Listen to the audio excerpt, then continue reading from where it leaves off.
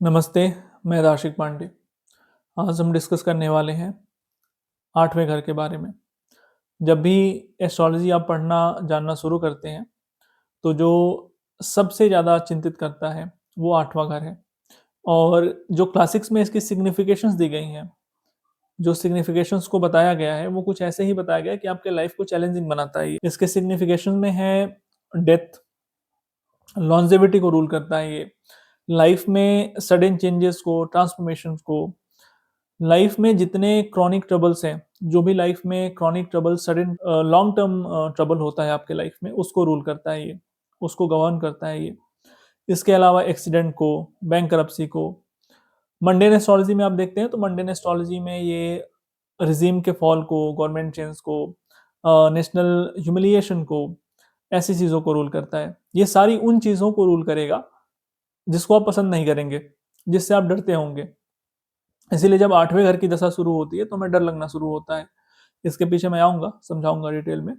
लेकिन जो इसकी सिग्निफिकेशंस हैं, वो चैलेंजिंग हैं, वो हर एक क्लासिक में बताया गया है। हर मॉडर्न एस्ट्रोलॉजर ने इसको डिस्कस किया है कि वो चैलेंजिंग सिग्निफिकेशंस हैं। लेकिन चैलेंजिंग सिग्निफिकेशंस को देखना सिर्फ एक एक पहलू हो जाएगा। जब भी कहीं पे भी अंधेरा होता है, अंधेरे का घर है ये। कहीं पे भी जब अंधेरा होता है, तो बिना अंधेरे के प्रकाश का महत्व होता नहीं है। बिना किसी ट्रांसफॉर्मेशन के लाइफ में कोई भी इवेंट नहीं होता है। बिना ट्रांसफॉर्म हुए एक फेज से दूसरे फेज में गए हुए लाइफ में कोई बड़ी चीज होगी नहीं।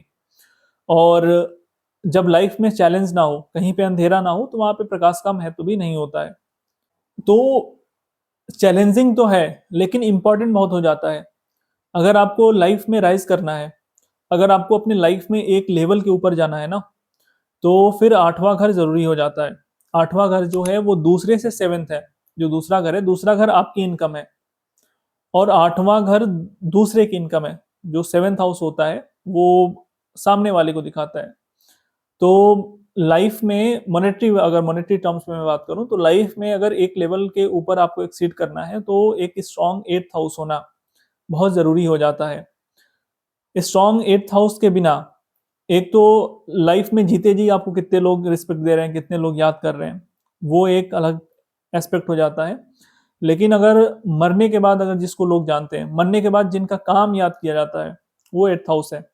वो बिना स्ट्रॉन्ग एट्थ हाउस के नहीं आता है। अभी जो मैंने जो भी यहाँ तक डिस्कस किया है, उसके अलावा आप लघु पराशरी जब पढ़ते हैं, तो लघु पराशरी में बताया गया कि 8वां घर इसलिए इंपॉर्टेंट है कि वो 9वें से 12वां है। अब ये एक लाइन है, और जब आप इस एक लाइन को पढ़ते हैं तो इसमें इतना इतना लेयर है इसी एक लाइन में कि 8वां घर 9वें से 12वां है। आपको भी पता होगा कि 8वां घर 9वें से 12वां है। लेकिन जब थोड़ा एक लेवल आगे बढ़ते हैं आप इसके, तो 12वां होना इसलिए महत्वपूर्ण है क्योंकि आपके धर्म के लॉस को दिखाता है ये। 9वां घर धर्म का होता है, 9वां घर गुरु का होता है। अगर आपने जुपिटर वाली वीडियो नहीं देखी है, तो प्लीज आप जुपिटर वाली वीडियो देखिएगा। उसमें बहुत सारी इंपॉर्टेंट चीजें मैंने जुपिटर के बारे में, 9वें घर के बारे में, 9वें घर के इंपॉर्टेंस के बारे में मैंने डिस्कस किया हुआ है कि क्यों 9वां घर सबसे महत्वपूर्ण घर है। त्रिकोण में भी सबसे इंपॉर्टेंट त्रिकोण होता है 9वां घर। तो 8वां घर 9वें घर की हानि करता है। अच्छा, जब 8वां घर इल इफेक्ट देने लग जाता है, 8वां घर जब बुरे रिजल्ट देने लग जाता है, तो जब भी इसका बुरा इफेक्ट होगा आपके लाइफ में, there will be no one to guide you, there will be no one to hold your hand. इसीलिए जब 8वें घर की दशा आती है ना, 8वें घर में कोई बुरा प्रभाव पड़ता है, तो उस समय ट्रांसफॉर्मेशन इतना भयानक हो रहा होता है, इतना सडन, और सारी चीजें फटाफट फटाफट हो रही होती है कि आपको गाइडेंस लेने का, आपको पूछने का, यू नो इवन अपने आप से बात करने का तक मौका नहीं मिलता है ना। तो लघु पराशरी में इसी को मद्देनजर रखते हुए, इसी चीज को, इसी एक लाइन को दिखाते हुए कि आठ जो 9वें से वो 12वां है, और आपके धर्म का, आपके गुरु का, आपके आपके लाइफ में जो गाइडेंस मिलने वाला है, जो होल्डिंग हैंड्स आपके लाइफ में रहने वाले हैं, उनके हानि को दिखाता है। 7वां घर इसलिए मारक बन जाता है। और भी इसके बहुत सारे अलग अलग कॉन्सेप्ट्स हैं कि उसका प्रैक्टिकल इम्प्लीकेशन क्या होगा, है ना। अब सबके चार्ट में 8वां घर गाइडेंस को तो लेगा नहीं, गाइडेंस तो खत्म नहीं करेगा। तो जो 9वें घर से 12वां होने का इंपॉर्टेंस है। अब 7वां घर को बताया गया मारक होता है। मारक का और भी प्रैक्टिकल इम्प्लीकेशन है। 8वें घर का ये मतलब नहीं है कि अब सबके चार्ट में जो है ये लॉस ही करेगा धर्म का, गाइड गाइड फिगर्स का, होल्डिंग हैंड्स का। ऐसा नहीं है, बिल्कुल ऐसा नहीं है। वैसे ही अब जब 7वें घर को देखते हो, तो वो 8वां घर एज का है, आयु का है। लघु पराशरी कहती है कि वो 8वें से 12वां है आपके आयु को क्षीण करता है, आयु का लॉस करता है, इसलिए वो मारक बनता है आपके लिए। लेकिन वो एक क्लासिकल कॉन्सेप्ट है, वो उसका इम्प्लीकेशन क्या है आपके चार्ट पे और आपके रियल लाइफ में, वो बहुत अलग चीज़ होती है। इसके अलावा जो 8वां घर है, वो 11th से 10th होता है। 11th हाउस जो है वो आपके इच्छा पूर्ति का है। बहुत सारे क्लासिक्स में, लगभग सारे क्लासिक्स में 11th हाउस को सबसे ज़्यादा मैलेफिक हाउस बताया गया। क्यों बताया गया? जब भी आप अपने लाइफ में कोई प्रॉब्लम देखते हैं, वो अच्छी हो, बुरी हो, प्रॉब्लम अच्छी नहीं होती है। कोई भी रिज़ल्ट है, वो अच्छा है, बुरा है, जो भी आपके लाइफ में आज तक हुआ, वो कहीं न कहीं एक छोटी इच्छा या बड़ी इच्छा से शुरू हुआ। आपके दिमाग में आया, आपका मन कुछ किया, उसके बाद आपने कुछ इनिशिएटिव लिया और कॉन्सिक्वेंसेस बनते चले गए। घटनाक्रम बनता चला गया, घटनाएँ होती चली गई। जो 8th हाउस है, वो आपके इच्छाओं के पूर्ति के लिए जो कर्म होता है, उसको दिखाता है। अभी कुछ दिन पहले ट्विटर पे मैंने एक केस डिस्कस किया था, उसमें 8th और 11th का लॉर्ड सेम था, लगन में बैठा था। उसमें और भी मैलेफिक कनेक्शंस 6, 12 के कनेक्शंस बन रहे थे। ट्रेडिंग में वो थे, शेयर मार्केट में थे, स्टॉक्स में थे। एक के बाद लेयर बनता गया। फिर 11th हाउस ने पुश किया, इच्छाओं ने पुश किया कि ठीक है, थोड़ा और प्रॉफिट बना लेते हैं।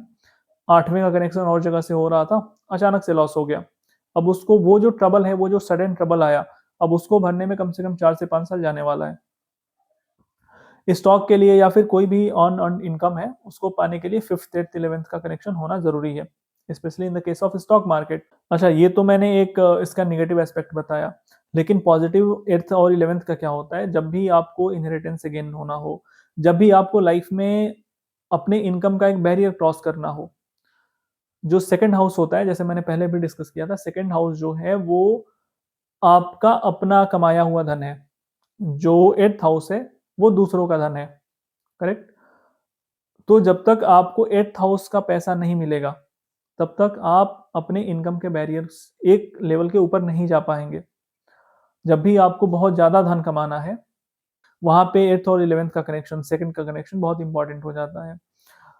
जब भी आपको इनहेरिटेंस से गेन होना है, वो 11th और 8th के कनेक्शन के बिना नहीं होगा। जब भी आपको अर्न अर्न इनकम से लाभ होना है, जैसे जो सेकंड हाउस है, वो आपका अपना कमाया हुआ धन है, 8th हाउस दूसरे का धन है। जो आपका अपना कमाया हुआ धन है, वो सीमित है। जब तक आप दूसरे के थ्रू पैसा नहीं कमाएँगे, दूसरे का पैसा नहीं कमाएँगे, जब तक आप किसी ऐसे बिज़नेस में इन्वॉल्व नहीं हैं, जहाँ पे आपके लिए बहुत सारे लोग काम कर रहे हों। जितने भी अमीर लोग हैं इस कंट्री में या फिर पूरे दुनिया में, उनके लिए बहुत सारे लोग काम कर रहे हैं, उनके लिए पैसा कमा रहे हैं, राइट?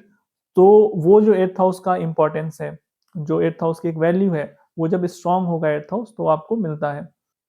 तो जब तक 8th हाउस स्ट्रॉन्ग नहीं है, तब तक अर्न्ड इनकम आपके लाइफ में नहीं आएगा। आपके लाइफ में जो एक वो मॉनेटरी बैरियर है, वो क्रॉस नहीं होगा। इसके अलावा जीते जी जो आपको सम्मान, फेम, नाम, शोहरत मिला हुआ है, वो कहीं और से आता है हॉरोस्कोप में, लेकिन मरने के बाद जब लोग आपको याद करते हैं, वो बिना 8th हाउस स्ट्रॉन्ग हुए नहीं आता है। मरने के बाद आपने देखा होगा, बहुत सारे लोगों के पीछे मरने के बाद उनके लिए बहुत सारे लोग मरते हैं, बहुत सारे लोग उनके लिए सुसाइड कर लेते हैं। बहुत लंबी भीड़ लगी होती है मरने के बाद, है ना? जब वो उनका दाह संस्कार हो रहा होता है, तो वहाँ पे बहुत सारे लोग गए होते हैं। तो वो बिना एक्स्ट्रा ऑर्डिनरी 8th हाउस के नहीं होगा, वो पॉसिबल ही नहीं है, वो कोई और हाउस नहीं देता है। इसके अलावा 8th हाउस का एक और जो महत्व है, वो है लगन, यहाँ से छठा होता है। पेंडिंग कर्मा की बहुत एक बेसिक सी टेक्निक है कि जब भी आपको किसी हाउस का पेंडिंग कर्म देखना है, तो उससे छठा घर देखिए। लगन का देखना है तो छठा देखिए, षडरिपु, रोग, ऋण, शत्रु, छठा घर। 8वें घर का जो भी लाइफ में आपके सडन ट्रबल, जो भी आपके लाइफ में क्रॉनिक ट्रबल है, उसके इलाज के लिए छठे घर को ठीक करना होगा। और वो कौन है? छठा घर कौन है? लगन कौन है वहाँ से? 8वें घर से छठा घर मैं कह रहा हूँ। वो कौन है? लगन है। वो आप हैं, वो आपका अस्तित्व है। तो 8वें घर की जो सबसे पहली और सबसे स्ट्रॉन्ग रेमेडी है, वो आप स्वयं हैं, आप खुद हैं। अगर आपके लाइफ में कुछ भी हो रहा है, कुछ भी सडन हो रहा है, कुछ भी बहुत क्रॉनिक है, तो खुद से पूछिए, क्या कोई मैं ऐसी गलती तो नहीं कर रहा हूँ ना, कि जिससे मुझे इतना ट्रबल आ रहा है? तो खुद को इंट्रोस्पेक्ट करिए, उसे ठीक करिए और उसके बाद 8वें घर की किसी और रेमेडी पे मूव करिए। पेंडिंग कर्मा के दूसरे पहलू में आप जाते हैं, तो ये 5th से 4th होता है। 5th से 4th जो 5वां घर है, वो इसके मैं फिलोसॉफिकल एस्पेक्ट पे नहीं जाऊँगा कि 5वां घर बुद्धि का है, 5वां घर जो है वो आपके ज्ञान का है, तो ज्ञान का सुख है 8वां घर, उस पे बिल्कुल मैं नहीं जा रहा हूँ। अभी मैं थोड़ा मेजर फोकस मैं पेंडिंग कर्मा पे रख रहा हूँ। तो जो pending Karma in the sense of practical meaning पे रख रहा हूँ इसके। तो जो 5वां घर है, वो 5वें से चौथा है ये, 5वां घर आपके ग्रैंडफ़ादर का होता है। आपने जो भी धन अर्जित किया है, उसको आप कुछ ना कुछ उसका यूज़ कर लेंगे, उपभोग कर लेंगे। जो कुछ बचेगा आप उसका प्रॉपर्टी या फिर जितना भी आप कलेक्ट करते हैं, कोई ना कोई धन, वैभव, प्रॉपर्टी उसका बना लेते हैं, वो आप पास ऑन कर देते हैं नेक्स्ट जनरेशन को। और 8वां घर जो है वो इनहेरिटेंस का भी होता है। 8वां घर जो है वो आपको जो विरासत मिली है उसका होता है। तो अगर आपके लाइफ में कोई भी क्रॉनिक ट्रबल है, अगर आपके जो भी ग्रैंडफ़ादर ने अर्जित किया, जो भी आप धन कमाएँगे, जो भी आप अपने लाइफ में वेल्थ क्रिएट करेंगे, उसका कुछ आप उपभोग कर लेंगे। जो बचेगा उससे आप कुछ वेल्थ जो है प्रॉपर्टी, लैंड वगैरह-वगैरह क्रिएट करेंगे और पास ऑन कर देंगे अपने नेक्स्ट जनरेशन को। सेम आपके ग्रैंडफ़ादर ने किया। तो आप जब किसी के कर्मों को भोग रहे होते हैं, जब आपने उनसे इनहेरिटेंस लिया, है ना? तो उनका कर्म लिया आपने, आपने उनसे प्रॉपर्टी ली, लैंड लिया, तो जो कर्म कलयुग में जो कर्म करके उन्होंने धनार्जन किया, उससे प्रॉपर्टी ली, उसको आपने लिया, तो इनडायरेक्टली आपने उनको कर्मों कर्मों को अपने तरफ लिया, अपने ऊपर लिया, तो उसको कौन भोगेगा? अगर उनके लाइफ में कोई ऐसा ट्रबल रहा है, उनके लाइफ में कोई प्रॉपर्टी का ट्रबल रहा है, तो आपके चार्ट में एकदम बिल्कुल एग्ज़ैक्टली रिफ्लेक्ट होता है वो। कुछ दिन पहले मैं एक रीडिंग कर रहा था, उनको कुछ आई थिंक वो 1996-1997 बॉर्न नेटिव हैं और कुछ प्रॉब्लम थी उनको जॉब वगैरह की या फिर जनरल डिस्कशन हो रहा था, तो मैंने उनसे एक प्रेडिक्शन दिया था कि 1936 और 1937-38 या फिर 2 ईयर्स थे उसमें अल्टरनेट गैप के साथ। तो उस टाइम पे कोई ग्रैंडफ़ादर को प्रॉपर्टी का कुछ ट्रबल हुआ था क्या? उस टाइम उन्होंने कन्फर्म नहीं कर पाए। तो फिर वो अपने घरवालों से कन्फर्म करके उन्होंने बाद में बताया कि हाँ, ऐसा जो आपने ईयर्स दिए हैं, उन ईयर्स में हुआ था ग्रैंडफ़ादर के साथ, ये सारी चीज़ें हुई थी, उन्होंने कन्फर्म किया। और ऐसा एक रीडिंग में नहीं, ऐसा बहुत सारी रीडिंग्स में होता है, जब आप पेंडिंग कर्मा की रीडिंग करते हैं, तो जो भी आपके फैमिली का क्रॉनिक ट्रबल है, जो भी आपके फैमिली में एक जनरेशंस के साथ प्रॉब्लम रही है, वो 8वें घर में दिखेगी। वो 8th हाउस में दिखेगा, जो आपके ग्रैंडफ़ादर ने, जो आपके ग्रैंडफ़ादर के फ़ादर ने किया, उनसे जो इनहेरिट होके अभी आया हुआ है, वो आपके चार्ट में रिफ्लेक्ट होता है। और पेंडिंग कर्मा की बहुत सारी टेक्निक्स होती हैं, लेकिन आपके लाइफ में जो ट्रबल आ रहा है, वो किस वजह से आ रहा है, वो बहुत बार ऐसा होता है कि आपने कोई कर्म इनहेरिट किया, उसके वजह से आपके जॉब में दिक्कत आ रही है। आपके शादी में आपके ग्रैंडफ़ादर ने कुछ किया, उसकी वजह से आपके मैरिटल लाइफ में इश्यूज़ आ रहे हैं। आप कुछ करेंगे तो बच्चों को दिक्कत होगी, उसके आगे किसी जनरेशन में वो कर्म जा सकता है। आप जब एस्ट्रोलॉजी के थोड़ा-सा डीपर पार्ट में जाते हैं, तो ये सारी चीज़ें आपको समझ में आती हैं। तो 8वें घर का जो इम्पोर्टेंस है, वो कर्मों के रेक्टिफिकेशन के लिए, अब कोई रेमेडी अगर आप करते हैं, कोई आपको ट्रबल है, तो हो सकता है आप कोई पूजा-पाठ करें, कुछ और करें, बहुत सारी रेमेडीज़ भी होती हैं। लेकिन जब आप कर्मों का करेक्शन करते हैं, तो वो जड़ से समाप्त होता है। जड़ को दिखाता है 8वां घर, रूट्स को, जो चीज़ें अंदर दबी हुई होती हैं। तो जब भी 8वें घर के ट्रबल को सॉल्व करना है, तो उसमें एक कार्मिक कनेक्शन देखना पड़ता है कि कहीं कोई ऐसा कर्म तो नहीं है जो स्टक हुआ पड़ा है, पूरे के पूरे फैमिली में वो सबको ट्रबल दे रहा है। इसके अलावा 8वां घर तीसरे घर से छठा होता है। तीसरा घर आपके सबकॉन्शियस माइंड को दिखाता है, आपके सिब्लिंग्स को दिखाता है, आपके पड़ोसियों को दिखाता है। जब भी 8वें घर से कोई ट्रबल आएगा, जब भी 8वें घर में कोई ऑब्स्टिकल आएगा, तो सबसे पहले भय क्रिएट होता है मन में। है ना? आप उसको किसी से एक्सप्रेस नहीं कर सकते हैं। अगर 8वें घर में कोई ऐसा कॉम्बिनेशन हो रहा है, 8वें घर की दशा आ गई, 8वें घर का कुछ कोई टाइम पीरियड आ गया, वो राशि दशा हो सकती है, वो ग्रह दशा जो भी है। जब भी 8वें घर का कोई टाइम पीरियड आता है, किसी भी दशा में आता है, तो आपको डर लगना शुरू होता है। जो सबकॉन्शियस माइंड है, उसका जो पेंडिंग कर्म है, उसका जो एक उसके जो सद्रिपु हैं, वो 8वें घर से रिफ्लेक्ट होते हैं। और जब भी 8वें घर से कोई ट्रबल आएगा, तो सोचने-समझने की शक्ति थोड़ी-सी कम हो जाती है। अब जितना ट्रबल है, जिस एस्पेक्ट में ट्रबल है, उतना वो दिखेगा। लेकिन जब भी आप कुछ ग्रेट करते हैं, जब तक 3rd से 6th स्ट्रॉन्ग नहीं है, जिनका छठा घर बहुत स्ट्रॉन्ग होता है, जो कालपुरुष की कुंडली में छठा घर है, वो जब स्ट्रॉन्ग होता है, तो आपको श्रम करने की, मेहनत करने की, एक लेवल के ऊपर जाके अपने को स्ट्रेच करके मेहनत करने की शक्ति देता है। तो जब तक 8वां घर स्ट्रॉन्ग नहीं कर 8वां घर बहुत ज़्यादा स्ट्रॉन्ग हो गया, तो जिन्होंने पाथ ब्रेकिंग काम किया, जिन्होंने ट्रांसफॉर्मेटिव काम किया लाइफ में, इसमें कुछ एग्जांपल्स हैं। अब उसमें और भी बहुत सारे एंगल्स होते हैं, बहुत सारे आपको एस्पेक्ट देखने पड़ेंगे, लेकिन मैं यहाँ पे प्राइमरी लेयर डिस्कस कर रहा हूँ। पहला एग्जांपल मैं यहाँ पे दूँगा अटल बिहारी वाजपेयी का, जेमिनी का साइन आता है, इसमें ग्रह वगैरह मैं नहीं डिस्कस कर रहा हूँ। जेमिनी का साइन आता है 8वें घर में। स्पीच, अटल बिहारी वाजपेयी को अगर जानते हो तो स्पीच अगर मैंने एक वर्ड बोल दिया तो आप समझ जाएँगे उनके लाइफ का स्टोरी कि वो कैसा था और उनके जो उनका वक्तव्य था, जो उनका भाषण था, वो कितना ट्रांसफॉर्मेटिव था, उसका क्या इम्पैक्ट रहा लोगों पे।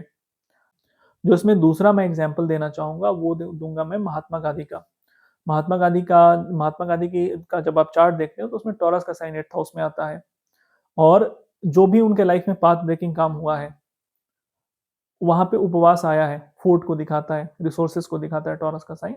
तो उनके लाइफ में जो भी ट्रांसफॉर्मेटिव इवेंट्स हैं, आप जाइए मैप करिए, साउथ अफ्रीका से लेकर के और इंडिया के फ्रीडम जब हम आज़ाद हुए, इंडिपेंडेंस तक, हर जगह जो उपवास है एक अहम फैक्टर है, एक इम्पॉर्टेंट फैक्टर है उनके लाइफ को ट्रांसफॉर्म करने के लिए। मदर टेरेसा के चार्ट में आप देखेंगे तो वहाँ पे कैंसर का साइन आता है। सबको इमोशनली हील किया उन्होंने, इमोशंस के लिए ही काम किया। मदर टेरेसा की पूरी लाइफ इमोशंस के थ्रू ही आप जब देखेंगे तो इमोशन के थ्रू ट्रांसफॉर्म हुई है और औरों को ट्रांसफॉर्म किया हुआ है उन्होंने। तो ग्रेट जब भी बनना है, मेंटल लेवल पे जो आपको रिवॉल्यूशनरी आइडियाज़ आते हैं, आइंस्टाइन का चार्ट देखिए या फिर जितने लोगों ने पाथ ब्रेकिंग कुछ किया हुआ है अपने लाइफ में, वो दिमाग की उपज हो सकता है, वो श्रम का उपज हो सकता है। उसमें 8वें घर का बली होना, 8वें घर का बहुत स्ट्रॉन्ग होना ज़रूरी हो जाता है। बिना स्ट्रॉन्ग 8th हाउस के आप कुछ नहीं कर सकते हैं। बुरा तो होता है, बुरा बुरा कह लीजिए, चैलेंजेस कह लीजिए, ट्रांसफॉर्मेशन कह लीजिए। ट्रांसफॉर्मेशन जैसे मैंने डिस्कस किया, ट्रांसफॉर्मेशन किसको अच्छा लगता है? किसको अपने कंफर्ट जोन में 4th हाउस किसको अच्छा नहीं लगता है? सैटर्न कारक हैं 8वें घर के। 4th हाउस में अगर सैटर्न होते हैं तो पहला रेमेडी यही है, कंफर्ट जोन को छोड़ दीजिए, अपने नेटिव प्लेस को छोड़ दीजिए, जहाँ रहते हैं उससे दूर चले जाइए। तो ये इसलिए कहा गया है कि नेटिव प्लेसेस क्यों क्यों क्यों छुड़वाया जा रहा है आपसे? क्योंकि आप अपना कंफर्ट जोन छोड़िए। जिस कंफर्ट जोन में आप बैठे हुए हैं उसको छोड़िए। 8वें घर के जो दूसरे कारक हैं वो मंगल होते हैं। मंगल पहले घर के भी कारक हैं। जो फर्स्ट हाउस है एरीज का साइन है उसको भी रूल करते हैं, स्कॉर्पियो को भी रूल करते हैं। कंस्ट्रक्शन, क्रिएशन और डिस्ट्रक्शन दोनों को मार्स रूल करते हैं। लाइफ में कोई भी चीज़ अगर ट्रांसफॉर्मेटिव होनी है, सडन होना है तो there should be involvement of mass as well, right? तो जब आप कारकत्व को समझते हैं ग्रहों के कारकत्व को कि किस घर का कारकत्व किस ग्रह को मिला और क्यों मिला, जब आप इसके डीपर मीनिंग पे जाते हो तो बहुत सारी चीज़ें आपको समझ में आती हैं। जो 8वां घर है, वो दिखाता तो है कि ट्रांसफॉर्मेशन हो रहा है, सडन चेंजेस आ रहे हैं, लेकिन जहाँ अंधकार है, वहीं पे प्रकाश आएगा और वहीं पे प्रकाश का महत्व भी होगा। बिना अंधकार के प्रकाश, दोनों बिल्कुल एक ही सिक्के के दो पहलू हैं। अब आपको जिस वे में इसको लेना है उस वे में आप ले सकते हैं। जिनको लाइफ में ग्रो करना होता है वो पॉजिटिवली लेते हैं, चैलेंज को लेके एक्सेप्ट करते हैं। नो डाउट 8वें घर से ट्रबल आता है और वो ट्रबल सडन होता है, क्रॉनिक होता है, आपको कंफर्ट जोन से बाहर निकालता है। लेकिन बिना कंफर्ट जोन से बाहर जाए, बिना ट्रबल को फेस किए लाइफ में कुछ अच्छा होता नहीं है। जितने लोग ग्रेट बने हैं, अगर आप उनकी स्टोरीज पढ़ोगे तो ऑब्वियसली उनके पास स्ट्रॉन्ग 8th हाउस होता है। उन्होंने बहुत सारे लाइफ में ट्रबल्स को फेस किया, बहुत सारे ऑब्स्टिकल्स को फेस किया। अपने जिनका 8th हाउस स्ट्रॉन्ग होगा आप देखेंगे अपने घर को ट्रांसफॉर्म करने वाले होते हैं। घर में एक इंसान अच्छा 8th हाउस लेके पैदा होगा, पूरे के पूरे घर को ट्रांसफॉर्म कर देगा। पूरे के पूरे घर के जितने भी लोग हैं, जो पूरी की पूरी लीनेज है, उसमें ऐसा कुछ काम करके चला जाएगा वो कि फिर उसी के नाम से उनको जाना जाता है। तो 8वां घर इसलिए इम्पोर्टेंट है, 8वें घर के चैलेंजेस इसलिए इम्पोर्टेंट हैं कि जब तक चैलेंजेस नहीं है तब तक ट्रांसफॉर्मेशन नहीं है, जब तक ट्रांसफॉर्मेशन नहीं है तब तक लाइफ में कुछ ग्रेट नहीं होगा। जब आप इसको देखते हैं, पढ़ते हैं, जानते हैं, समझते हैं और अपने चार्ट को जब आप समझेंगे कि मेरे चार्ट में 8वां घर क्यों ऐसे मिला हुआ है, 8th हाउस में क्या ऐसा पूर्वजों ने किया, क्या मैं कर रहा हूँ? लगन आप होते हैं 8वें घर से छठा है, जैसे मैंने डिस्कस किया, क्या कौन सी गलती मैं कर रहा हूँ जिसके वजह से मुझे बार-बार ट्रबल आ रहा है। तो ये जो हमने अभी तक डिस्कस किया वो 8वें घर के बारे में था। बहुत ब्रीफ था ये वीडियो, बहुत जल्दी में मैंने चीज़ों को समराइज़ किया, डिस्कस किया। बहुत एक अपने आप में जो सारे घर हैं या फिर कोई भी साइन अगर उसको हम डिस्कस करें तो बहुत लंबा समय जाएगा उसमें।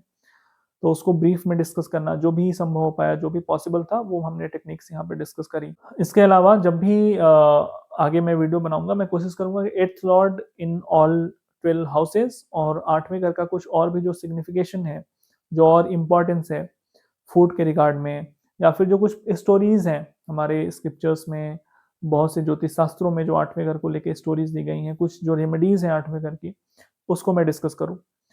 तो मिलेंगे हम फिर से अगले वीडियो में, तब तक के लिए धन्यवाद।